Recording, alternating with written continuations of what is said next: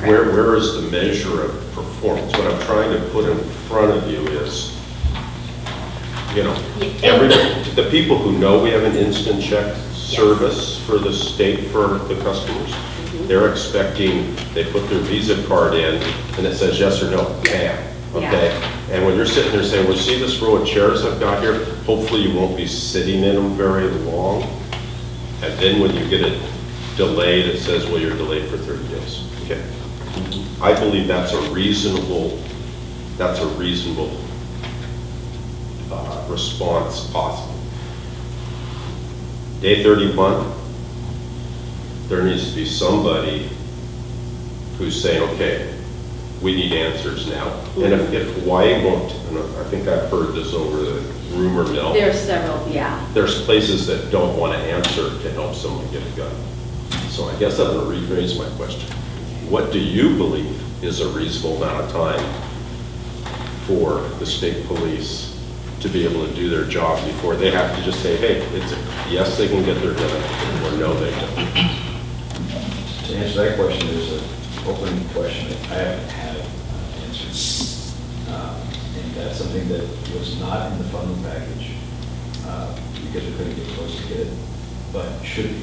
And that's for some of the courts around the state. Because depending on the county, depending on the property tax rates, depending on whether they even have patrols or not, one of the factors that before we can get to a point where I think it's fair to hold people to a standard of a 30-day.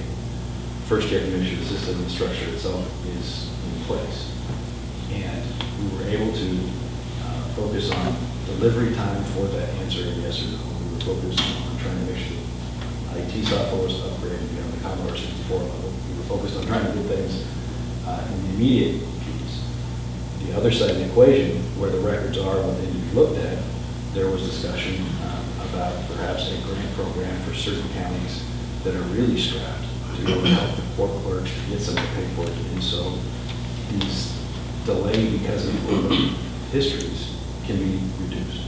So I don't know what the answer is until we can focus on that. Can I rephrase my question a little bit? Sure. Let's say you walked into my shop on a Saturday afternoon. You've driven from, because you live an hour from our shop, or maybe a little bit more. I'm going to make that assumption. And you know you're legal to own a gun. And you come in, you fill out paperwork in good faith. We enter it in and send it down to their office. And you got delayed, which sometimes, I believe if it's a busy gun show weekend, the delays kind of happen faster than maybe even getting to look at. So would you let the process take its course, or as an elected official, would you call David and say, hey, would you look at my paperwork, I got delayed? First of all, as an elected official, I never call up my own cases. Okay, so would you? Second of all, I wasn't asking that for me. As a guy who spent 20 years in the military, I'm used to bureaucracies taking longer probably than they should. So I'm more patient than some. Having said that, one of the reasons I was very focused on trying to get resources for the background check process is I do spend time in Cabela's and other places waiting to go through the process. In my family growing up, gun culture is part of the thing. So we need to get the process more efficient, more effective, because the public expectation, like you said earlier, is I put my card in and it's yes or no and I can move about my day. Again, I can't in the past, but my goal is that this first investment should make a difference. The second piece is a conversation that is still going about trying to help the county clerks and the county courts. And once those two pieces are in place, then there's no excuses to not have a standard that we can hold ourselves to. So again, that would be my answer. Except for out of state.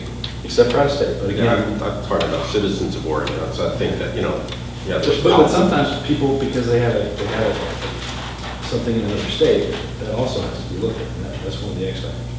But trying to get down to again, delay the piece to as little as possible, given available technology, available staffing, then I think it's fair to be held to a particular standard. I haven't been comfortable holding state police to a particular standard because I know we were funding them at a skeleton level.